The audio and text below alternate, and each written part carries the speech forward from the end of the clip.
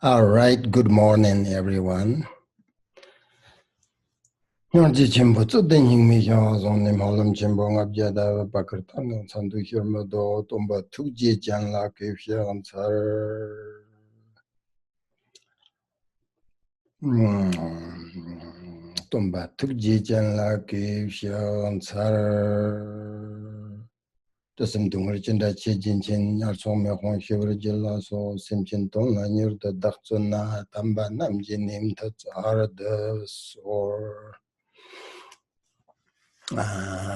Quand la simji tambarin chende jiba te ko la hyang sar hyang quand la no ba shi jang dim derwa devin jong ni te la jab sen che.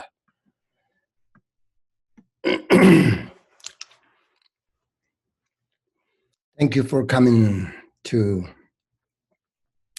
today's teaching, and I hope you all are doing well. The most important, as usual, before we start the teaching, please take a moment to correct your motivation.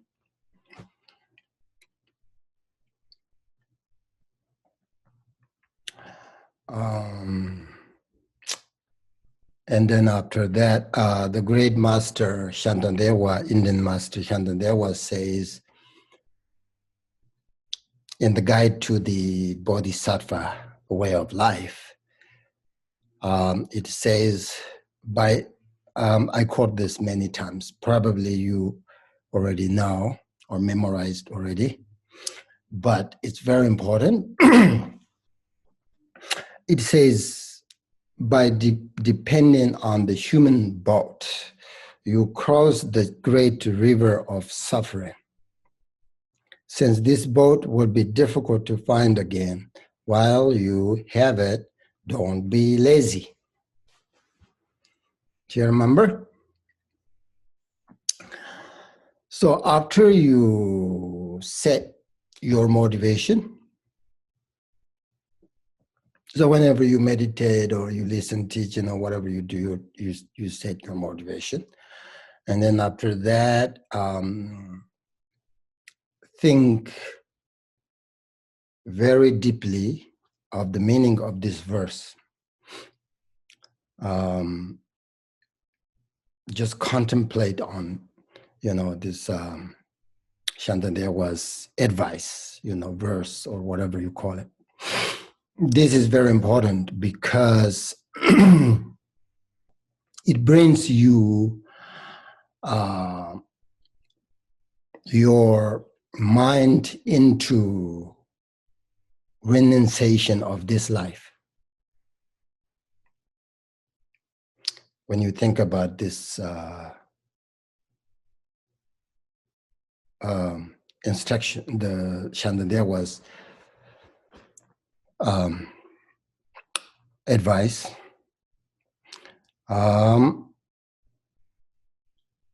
without a renunciation mind, as you know, it will be very difficult to practice Dharma. And when you think about renunciation, it doesn't have to mean abandoning everything, anything. You have to understand this, right? It doesn't mean that renunciation doesn't mean that you have to give up everything. Many people misunderstand.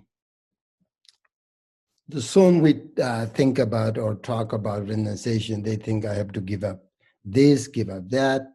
That's very misunderstood.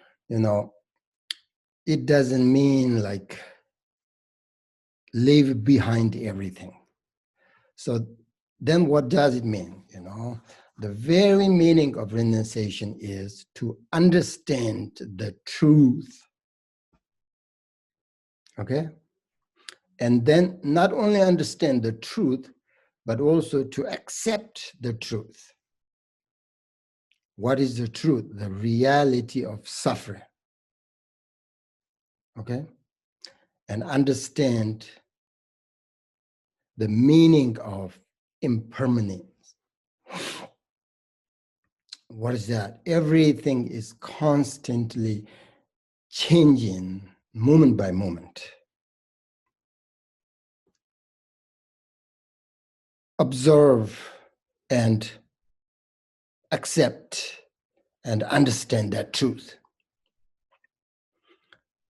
When you look deeply, you realize there is nothing that is permanent and that is constant. So this is the truth.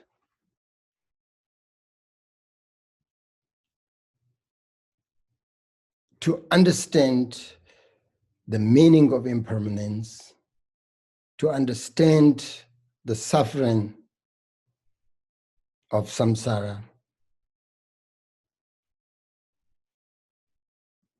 that is renunciation practice.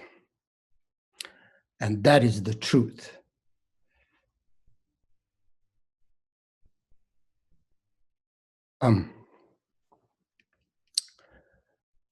This truth is not something that is beyond your capacity to understand this truth, right? But something you can actually come to realize with your ordinary mind if you sort of contemplate on and try to understand the truth. So you should try to understand about the truth of impermanence. So important. The truth of suffering deeply. This is truth. It's not something, it's not like the religious idea. This is nothing has to do with religion. It is the truth. It is the truth of life. It is the truth of appearance. It is the truth of the world. You're Buddhist or not Buddhist, you're practitioner or not practitioner. It is truth. You have to go through, you have to experience this every single day. So you have to, but as a practitioner, you have to just contemplate and understand, accept, and think very deeply. Like we Tibetans say, like tomorrow or the next life, which comes first, we never know.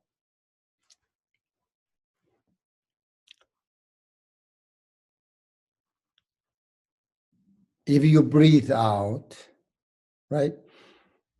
If you breathe out and you cannot breathe in again, you're dead. It's as simple as that. That is truth. You never know. So you have to remember every moment that life is short and impermanent. If you understand that, and based on that understanding, you act, accordingly, then life is beautiful.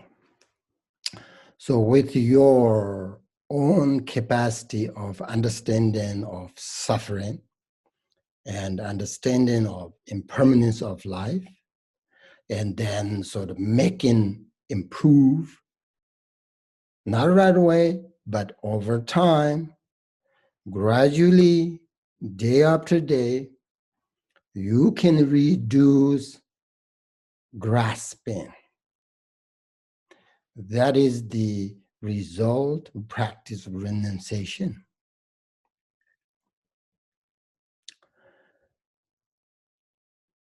Essence of renunciation, the practice of renunciation is taking sort of impermanence into your mind is the great sort of method to free from the idea of self-grasping and attachment.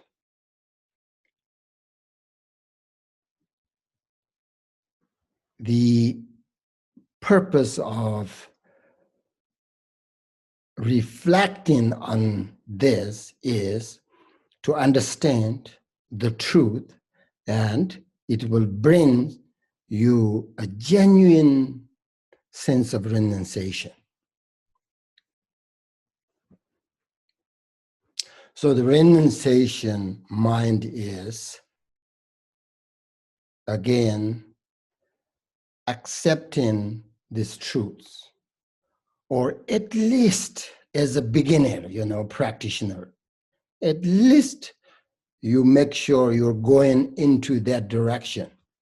Maybe you just don't understand the meaning of renunciation, the meaning of impermanence, and deeply and experientially, but make sure that you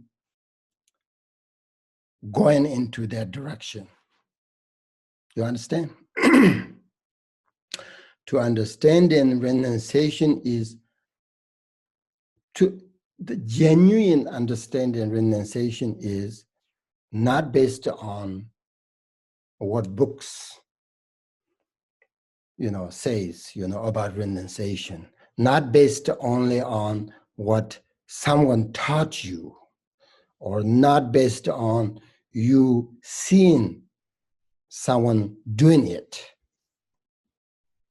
It's not based on the as I said, the religious idea. It's not based on you sort of hearing some stories of the masters like, Milarepa or Longchenpa. It's not like that. If you try to copy or pretend, but bottom of your heart, you are not there, then that's not renunciation. It's not based on all of this, but is a deep sort of recognition of this truth through your own sort of analysis, and through your practice of meditation. Then you have a great sort of solid foundation. Once you have the basic quality of renunciation in your mind, sort of genuinely, deeply, not just in intellectual understanding, not, as I said, just on this based on these things, but in your mind. That is very meaning of renunciation, okay?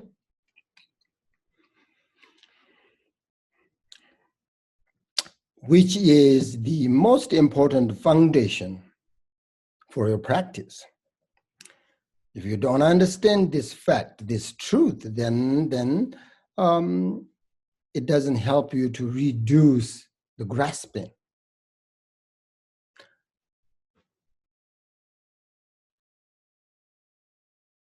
So if you're following the selfish mind, then you are no longer renouncing anything.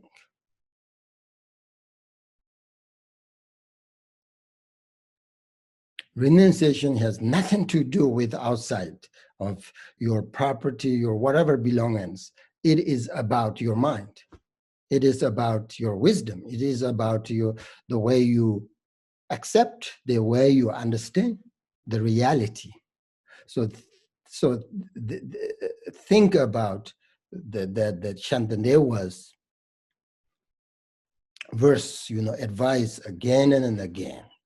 And then it brings your mind into renunciation of this life. Okay, that's very important.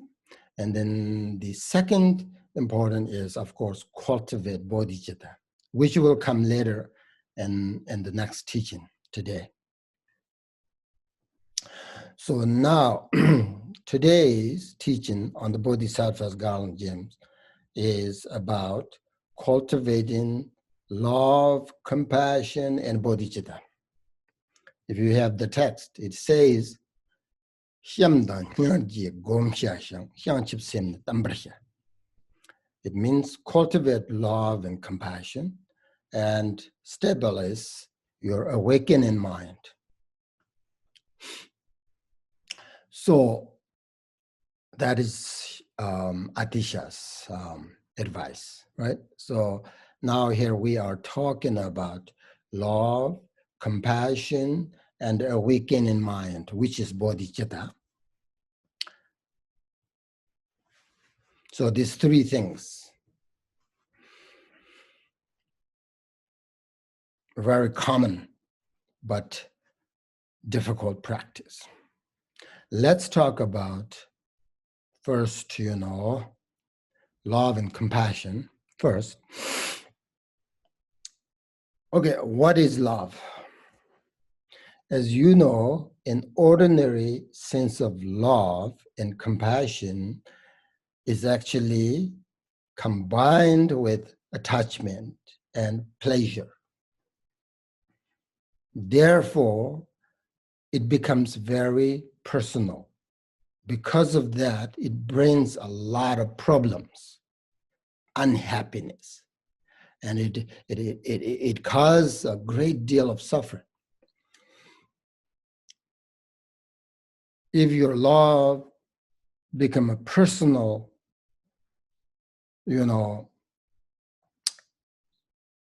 combined with attachment, it brings jealousy, it brings desire, it brings self-grasping, it brings anger, it brings a lot of confusion, and it brings many other kinds of emotions. So this kind of love and compassion is always related to attachment and pleasure. Ordinary people, we usually think that love is one of the most beneficial tools that keeps the best relationship. And identified that love is combined with desire, pleasure, happiness. All that is what we call love.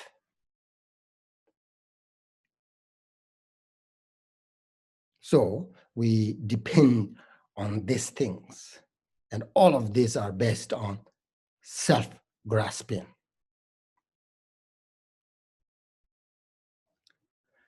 As you know, in the pursuit of pleasure, there's always fear in your mind. Where there is a fear, then it cannot be love, because genuine love cannot bring fear. Genuine love is not attachment. Genuine love is not pleasure, is not desire, is not fear, is not any of that. Because if these are love, then you see love brings suffering and harm. That's why it's not love. If these are the love, then it brings suffering and harm. Then why do we need to cultivate love or practice love? If it brings suffering, why we practice that? Great Master Longchenpa says that if you wish to not harm others, then cultivate love. He said that. So love is wishing happiness for everyone. Therefore, love doesn't bring any harmful thing. Instead, it brings peace, happiness into our daily lives.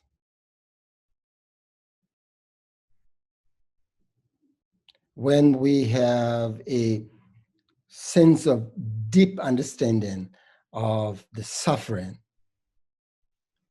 then we will naturally wish for others to have freedom from suffering, right? Without any sort of discriminating between them.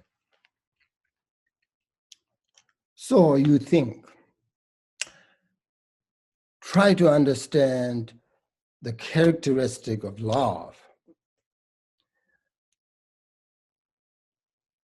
Think of all these emotions that usually ordinary people believe or combine, all these emotions with love. When you think about that, then you ask yourself, sort of, investigate yourself. Do you love anybody? Do you have love? Do you love? Do you love anybody? When I ask you this, you think, of course, I do. I love my family, I love my wife, I love my husband, I love my children, so on and so forth.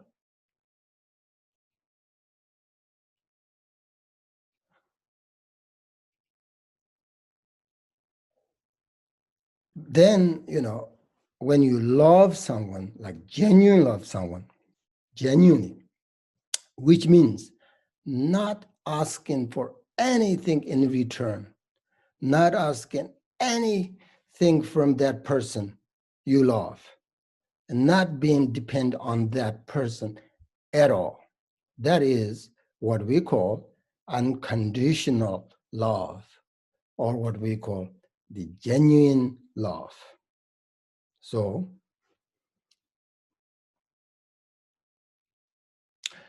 from the Buddhist point of view, if you are attached to somebody and you say, I love this person or this thing,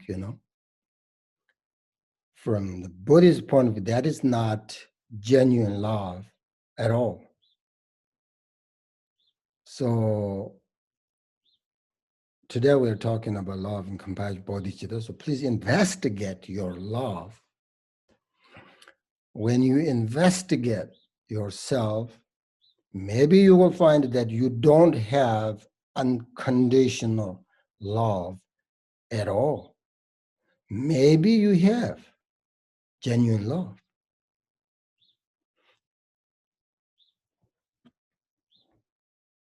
So that's important. I think we always combine our love and attachment, and then we think we have the genuine love.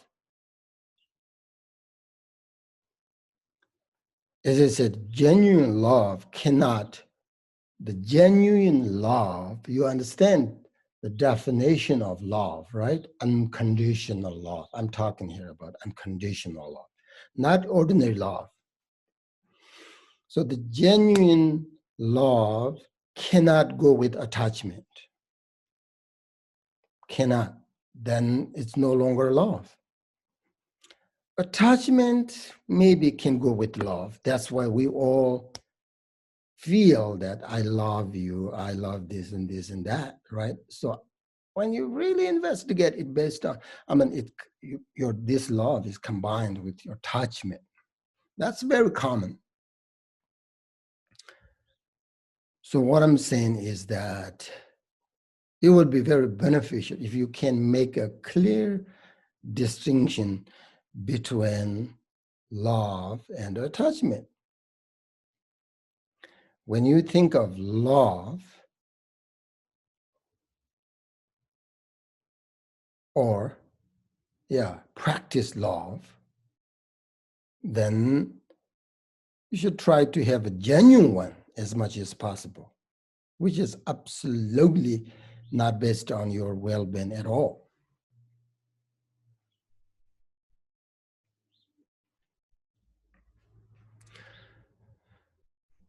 So you can learn to be kind and have sort of gentle actions with people or with animals. that you care about, if you wish to have love, genuine love, when attachment arises in your mind, try to recognize it. You feel or you think love, but it is not love. And then you try to recognize, oh, it's not love, it's attachment. Combined, my love is combined with attachment. Let's say, for example, if you have a great relationship with your with your parents, for instance, and you love them very much, right? If you have unconditional love, then you never, how do I say, forget to take good care of them, no matter what they do to you, you know, whether good or not, whatever. You, your side, because you have unconditional love, then, you know, because you want them to be very happy no matter what. And this is completely without selfish motivation. And when attachment arises in your mind towards your parents, for example, you just need to recognize, right? It is, you say it is not genuine love, it is attachment. Just to recognize, that's all. But I'm not saying it's bad, you know? I'm not saying it's bad. Your love is combined with attachment. I'm not saying it's really bad. You know, for especially for beginner, it has nothing wrong with it. That kind of attachment is good for certain people for their relationship. But you just need to recognize that, you know, it is not genuine love, that's all. With that recognition, then what is the benefit, you know, of recognize, oh, this is my unconditional love. Oh, this is love, but also it's how do you call it? Combined with my attachment. So if you recognize that, then your attachment is totally separate from your genuine love.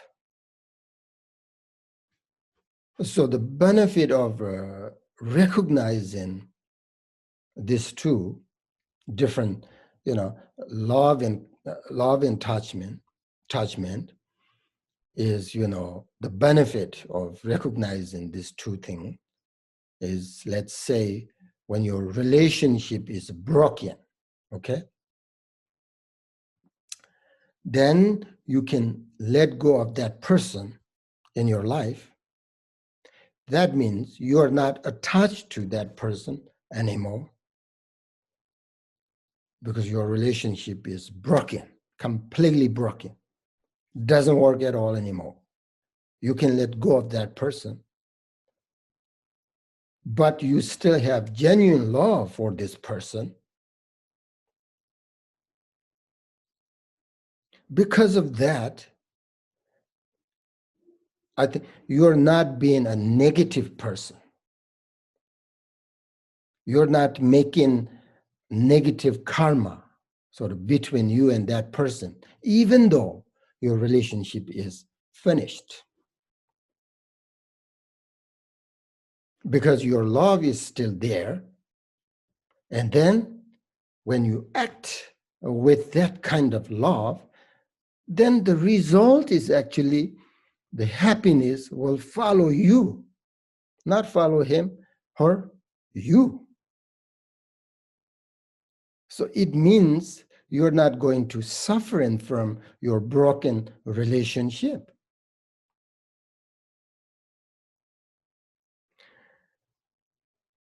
So this is an, you know, sometimes people, you know, have this problem, broken relationship, then they anger each other. And then they're suffering from that problem. That means before you say, before broken your relationship, you would say, oh, I love you. Oh, this person say, I love you. You say, I love you. So now you broken relationship, you angry. You're not happy each other. That means you did not have love, the genuine love. Genuine love doesn't change no matter what circumstance. Genuine love doesn't bring a problem and suffering. So whether you have, you can see, have love and genuine love or not, when you broke your relationship, then you will see. So the thing is, the benefit of this two separation, recognize this two thing. You can let go of that person if you don't like, but you still, you have this what do you call it? A genuine love, unconditional love. So that helps you actually to, what do you call it? Not going to suffering from your broken relationship or whatever. So I think you can do that. I think that is possible. That is possible. When you feel like you really love this person, you investigate, is it really genuine love or not? And then if not, then you just recognize it. That's all. That's all I'm asking. And then slowly you can separate these two things. So I think try to make a clear distinction between genuine love and ordinary attachment is, I think, very important. Otherwise, people always combine these two things, and then people think, love, I have love. So you need to know how to keep sort of two sides of relationships, a relationship of love and a relationship of attachment. Relationship of attachment has nothing wrong. It's good. I think attachment, upadana in Sanskrit, has many different levels, many different layers. Unhealthy attachment is very harmful. We have to reduce that. We have to try to abandon that. But some attachments are not harmful at all. Some attachment go with you for a long time until you completely sort of attain enlightenment. Then you have no attachment anymore. Otherwise, like, oh, I love practice compassion. I love to, reach liberation. This is all attachment, but doesn't harm anything. But some unhealthy attachment, we always harm each other. We have to reduce that kind of attachment. But I think as long as your attachment is based on a recognition of impermanence, that kind of attachment doesn't really completely destroy your spiritual growth, So I think it's just fine. Don't worry about that kind of attachment. Most ordinary people believe that attachment, clinging, and desire would actually make them very happy. People think it is impossible that all my problems are because of attachment. People think that, right? People think, oh, are you saying that my anger, my sadness, my anxiety, my worry, my jealousy, my confusion, my selfishness, etc., all of this or because of my attachment? People think, no. People think that we get attached to people who make us happy. People think that we get attached to, for example, money because it makes us comfortable, it makes us happy. So attachment doesn't harm at all, doesn't bring any sort of suffering. So people think attachment is important. But from Buddhist point of view, no one is happy being dependent on anyone or depend on anything, because depends on others feels good only when the cause and condition are in your favor. But when cause and condition change, then you realize that attachment to others causes you tremendous suffering. Good example is like relationship, you know. If your relationship is based on only your attachment, then it's good. It's make you happy as long as your relationships working. But something happened, then something happened to the relation, then you see the attachment makes you really suffering. So therefore, not understanding impermanence is another major problem that's standing in the way of our attachment. So from the Buddhist point of view, the true source of peace and happiness is beyond any attachment.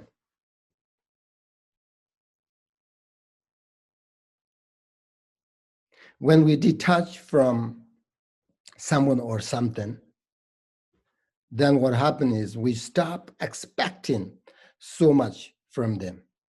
Then our happiness becomes genuine because we're not rely on or depend on this thing. Now, so love. I think love is more easy to have in our minds than compassion, because compassion is much more than love.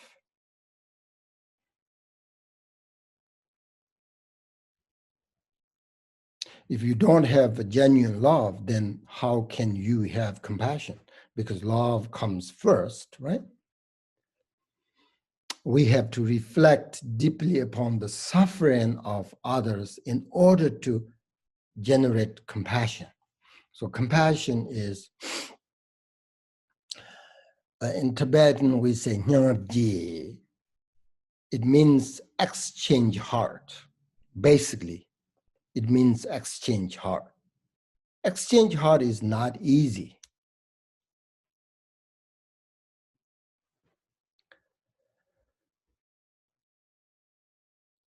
It's beautiful in Tibetan. Nyang means heart. Je means you exchange.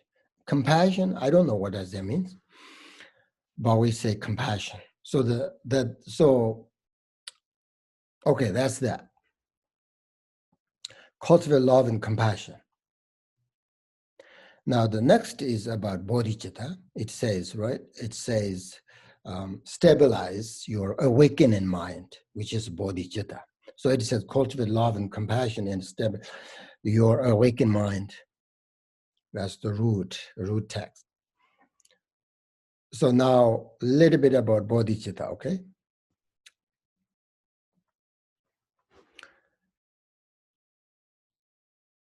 I always think that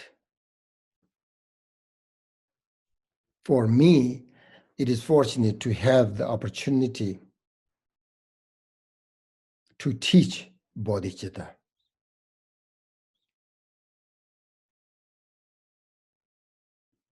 And I think for you, it is also fortunate to hear the teachings about bodhicitta, the benefits of bodhicitta, and have the opportunity to practice on it. I'm very fortunate. Because whoever generates an altruistic intention will find genuine happiness. So the practice bodhicitta the brings, it brings the genuine happiness, not attachment. People believe, attachment brings lots of happiness, but it's not.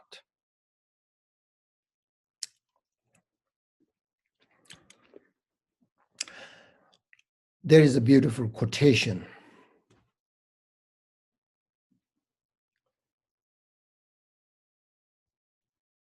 Chon lama,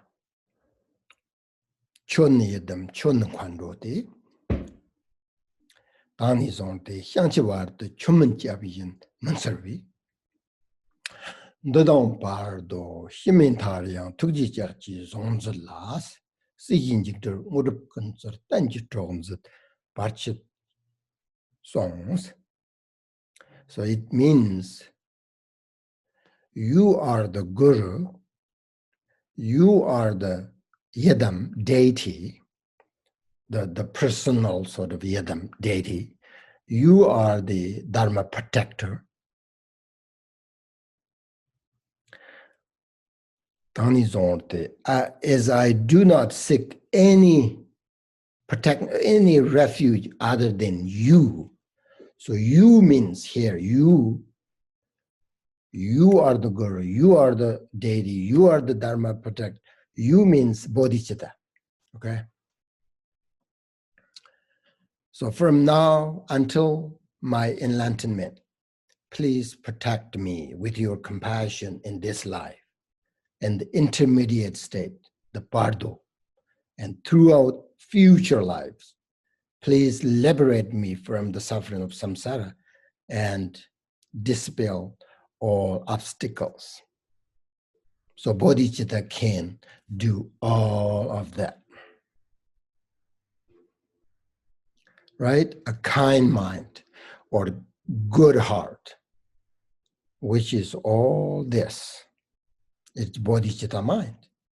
It's your guru. If you have a good heart, kind mind, bodhicitta, it is your guru, it is your Dharma protector, it is your deity, it is your refuge. All of this, the guru, lama, yedam, deity, protector, they are nothing different than bodhicitta mind. Once you have bodhicitta mind, you have all of this.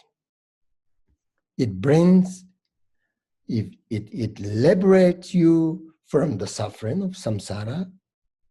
It helps you dispel all your outer, inner, secret obstacles.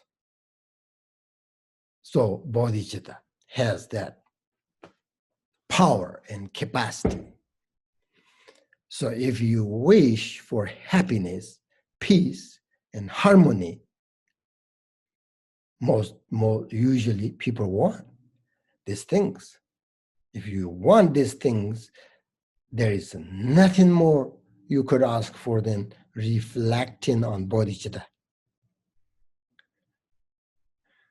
If you generate bodhicitta, it helps you in this life and in future lives, if you believe. If you are able to maintain this altruistic mind, bodhicitta, at the time of dying, it is absolutely certain that the next life will be great. I guarantee you, not I, based on Buddhist teachings from the Buddhist great practitioners. They said that. Guarantee, absolutely. Right sort of moment of death, if you be able to maintain bodhicitta mind, then 100% guarantee, absolutely certain that if there is next life, you will be great. Because unhealthy rebirth happens due to the negative emotions generally, and especially at the time of death.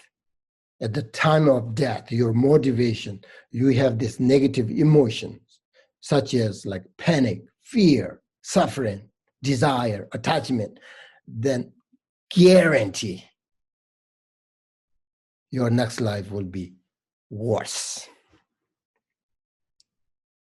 But bodhicitta, at the moment of death, if you remember the bodhicitta, negative emotions are purified by the practice in bodhicitta mind, by the remembering altruistic mind. And you will receive all blessings by practicing bodhicitta, because bodhicitta is guru, bodhicitta is protector, bodhicitta is refuge, you know.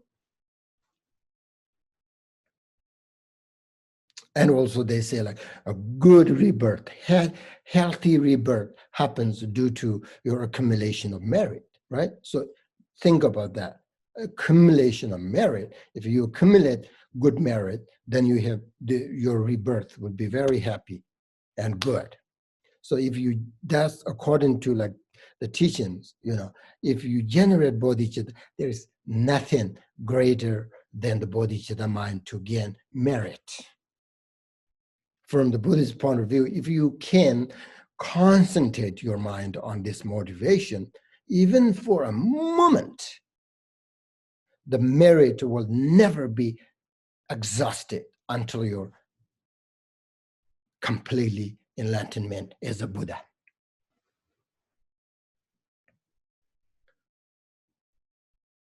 So bodhicitta fulfills all your goals, good wishes in this life. Not only this, in the next, temporarily and ultimately.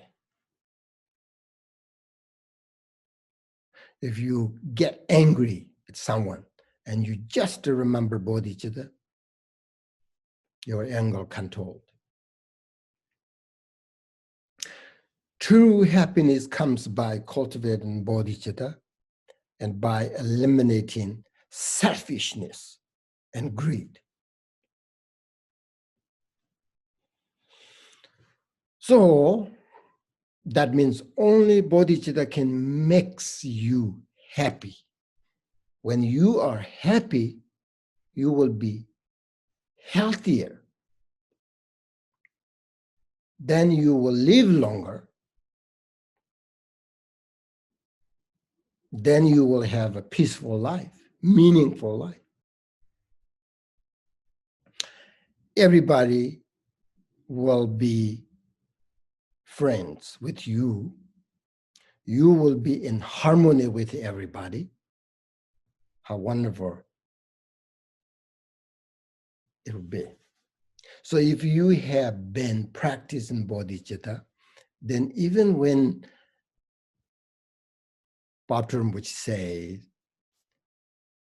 then even you become old, you will be peaceful, calm, and happy. Your kind heart will be your friend forever. Best friend forever. And you are wandering in samsara by selfishness, by ego clinging, which destroys yourself and others. But bodhicitta can release you from the suffering of samsara, can help you achieve enlightenment. Without bodhicitta, no other path can do that. So this is great value of living your daily life with the practice of bodhicitta. This is the real purpose and meaning of your life. People think, sometimes in our Sangha, people say, I practice renunciation, and then I understand the impermanence of life, the suffering of samsara. So what is the point what is this life? What is the point? There's no point. There's no meaning. Well, renunciation, if you focus too much on renunciation, you will feel that. But at that moment, you think about bodhicitta. Oh, this is the meaning of life. This is the purpose of life. So renunciation mind brings your mind into completely practice Dharma. And then what Dharma practice? Dharma practice is the second, yes. Oh, practice bodhicitta, then my life is meaningful. There is a purpose of this life that I have, all this. So bodhicitta makes your mind strong. Renunciation mind, sometimes you will think, what is this point? What is if I have that, what's that point? What is that? If I, have millions of dollars, what is the point? Sooner or later, I'm going to die. I just work very hard to get all of that. What is the point? Well, then you need bodhicitta, then you will see. Bodhicitta makes your mind strong, makes your mind kind, makes you happy, makes courageous. The power of bodhicitta is that it changes your self-centered mind. That is the essence of practice, so that you stop harming others, yourself. You understand how to develop good relationship with each other.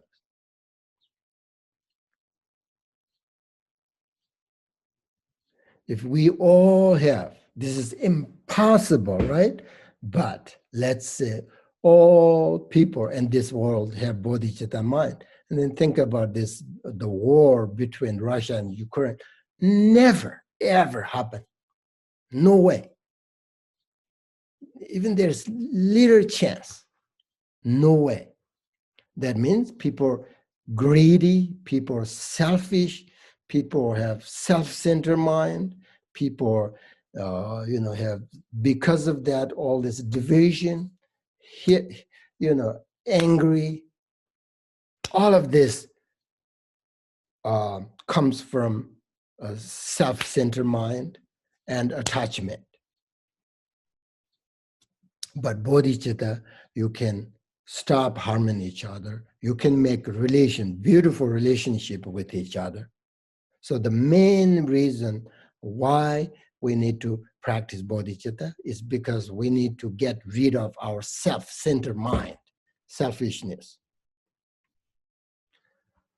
Once we take full responsibility for our selfishness and develop a great and pure motivation, then helping others will be authentic and genuine.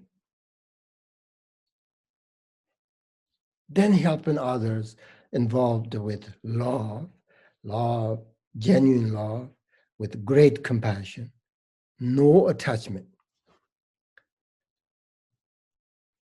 So, it is not easy to exchange place with others without bodhicitta. Without bodhicitta, it's easy to get sort of discouraged, without bodhicitta mind. That's why the teacher said, first, we have to focus on how to get rid of our self-centered mind, rather than focusing on helping others. So when your mind gets a little closer to bodhicitta, you will start to find that you have less interest in negative actions. When people have negative action, negative karma, they try to hurt you, right? But when you open your mind with bodhicitta, it will be easy for you to tolerate any situation. So if you think about bodhicitta, you will become less selfish, and also your capacity to feel love and compassion will grow. Okay?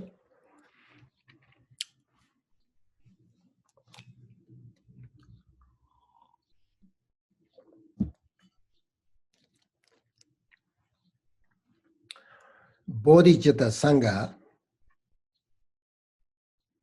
or the members of this Sangha,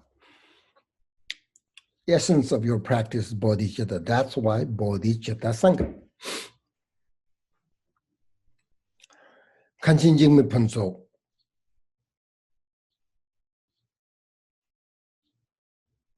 always said that without bodhicitta mind,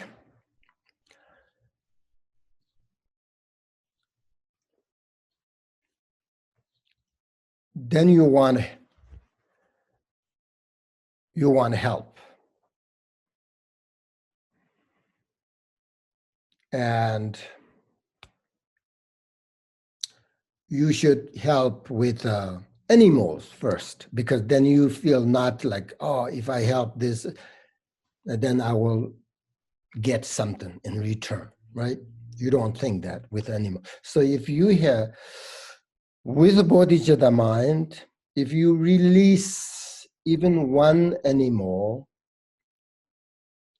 that animal is suffering from, let's say, a fish suffering from dry sort of water, and you release that fish and put it in the water with bodhicitta mind, you practice the 6 paramutas all together. Kanchen Jingme Panso says that, which is the 6 paramutas, right, is the action bodhicitta practice, right? You have aspiration bodhicitta. You feel, oh, I want to release this animal. That's aspiration. But then you act upon that. You release the animal, then you practice 6 paramatas. That is the very meaning of the sort of what is the brings you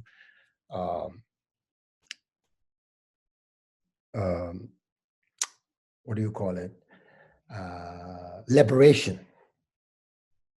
So you release one animal, no matter what size, no matter how many, you practice 6 paramatas together. So this reminds me when I was at Laro Monastery, and one day, Kanchen Jingme Panso told us that he had pure vision of his root teacher called Kanchen Tupten Chumpel.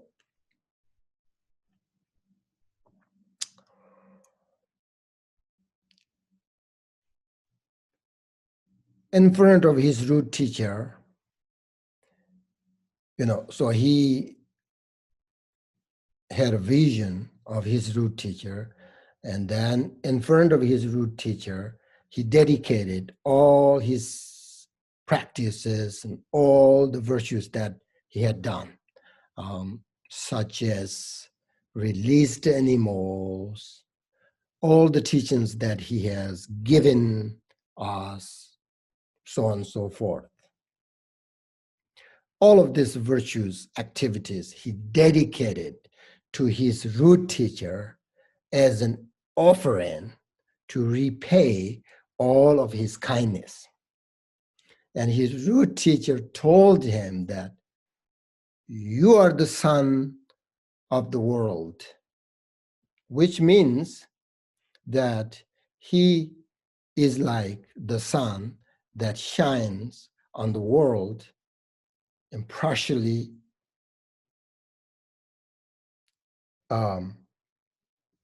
displaying the darkness of the suffering of sentient beings. So his root teacher told him specifically that of all the virtues, activities that he offered, including teachings, recitations, mantras. We recite a lot of mantra every day, like, oh, today we need this. He always said, like, we need this recitation like million times. So we have like 10,000 people, monks and nuns together. So million recitation is so easy, right? So we always do like mantras, recitations, and etc. That releasing animal was the most beneficial and profound Dharma activity, and the best way to help beings directly. So his teacher then said, "You are my heart, son." And then his root teacher put his hand on Kanchen Jigme Panso's head and give him, there's a prayer, give him. Sabjitu prawazrandi mashi dutstavi chunyi tontoni kongla kondra tangi chupai parindo andem tatapsho. So it means his root teacher recite this prayer, and it means profound and peaceful, free from complexity, uncompounded luminosity. Having realized the nectar-like nature of reality, Dharmadatta, may you gain the power to guide infinite beings through the skillful conduct of training each according to their needs. So this prayer he received from his root teacher, very profound. And then Kanchen Jigme Panso led us that he gave us that story, and then he let us recite this prayer 3 times. He gave us the written transmission of this prayer, and then we recited 3 times. And then he said that, it seems like releasing animals make my root teacher, with his compassionate mind, happy and satisfied much more than my other activities. If that is so, I really wanted to release more animals as much as I can at this time. And then, he always does, like, something he want just do it right away. And then he sent 3 people, the best student of him, like who speaks Chinese, and then he sent them to China and he gave them all his money. I think he had that time like there's the 3 people, each he gave like total like 60,000 Chinese money. He said, that's all I have right now, but it's not enough. So please, you have to ask for donations, Chinese. And then we have to release animals, at least 1,000,000 at this time. And then we're going to continue releasing them in the future as well. So anyway, I just want to share this story with all of you so that you may think of this story and release animals when you have a good chance. And then with your bodhicitta motivation, not based on attachment. Oh, if I release this animal so that my merit will grow, and then that means I have a good rebirth, that means my practice will go. None of that. That is not bodhicitta. So unconditional love and bodhicitta, you release animal, then it has nothing to do with you, worldly, spiritually, just your compassion, your bodhicitta. Then you release the animal, you practice 6 paramatas all together. Remember that, okay? So if you can release 1 animal, 2 animal, as much as you want, you can. And also you may think about becoming a vegetarian. That's all. That's all for today. And okay, so we talked about cultivate love and compassion and bodhicitta. That's for today's teaching. And meditation, today I would like you to practice bodhicitta, love and compassion, by, Avalokiteshvaraya's mantra for all sentient beings, okay? Especially for those people who died under this terrible war, and those people who are suffering from starving or famine, There are some countries very poor, people are always hungry, always. No food, no even like drink water, like pure water. Hundreds of them die. And those people, who died under the coronavirus, separate from their families, right? And we practice for their families.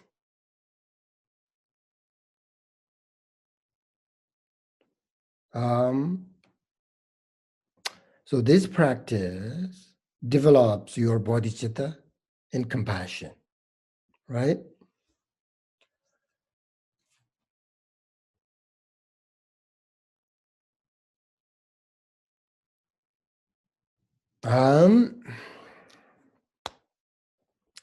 Yeah, there's some situation, terrible situation, this war, there is a boy who is, I think like 16, 15, something years old, I think. He was with his mother, and then they bombed, and the mother burned and died in front of him. He got injured, his legs. He couldn't walk. And he want to save his mother, but he can't. He couldn't. So the mother kind of like burns in front of his eyes. Think about that. That's just one example. So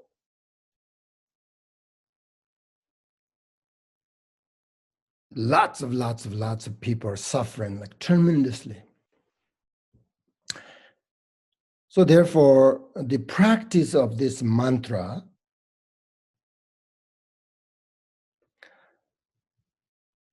begins with your genuine aspiration to help others. So make sure, correct your motivation.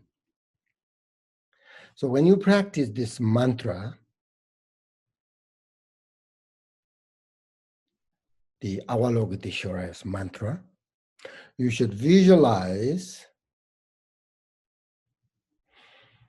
Avalokiteshvara in front of you. And most important, you also need to remember the sentient beings who are suffering from death, suffering from fear. Fear is terrible. Most people suffering from fear, suffering from pandemic, suffering from all kinds of problems. Okay? You cultivate that. And then you need to invoke Avalokiteshvara, bottom of your heart, with a devotion, and then you pray to him for, protect sentient beings from all this kind of problems and suffering. If you can do that without self-centered mind, without selfishness, then definitely will help.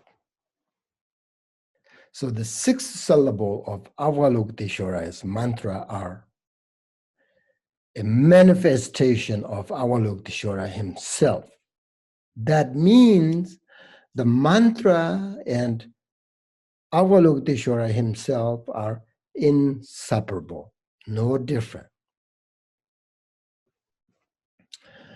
And mantra recitation also helps you to develop your concentration, right? Concentration is the essence of meditation, so that you will be able to focus on your practice and not let your selfish thoughts wander or destroy your meditation. So that's why that is the benefit of recite mantra. And then the meaning of the 6 syllable is like this: Om Mani Padme Hum. What does that mean? The 6th, I will tell you very briefly. So, Om syllable symbolize body, speech, and mind of Avalokiteshvara. The syllable Mani or Mani symbolize the altruistic intention to become enlightened. It reminds your bodhichitta. It is bodhichitta, okay? Mani Padme. Padme symbolizes wisdom. There is wisdom realizing, as we talk about, realizing impermanence. There's wisdom realizing suffering. There's wisdom realizing the reality of the nature of mind, inseparable bliss in shunyata. That is Padme.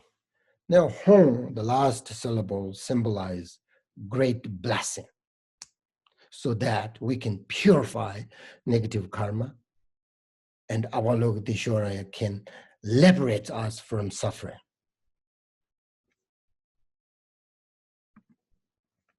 Okay? So that is our practice. That is our the meaning of the mantra. Now I'm going to share my screen here, the Avalokiteshvara prayer.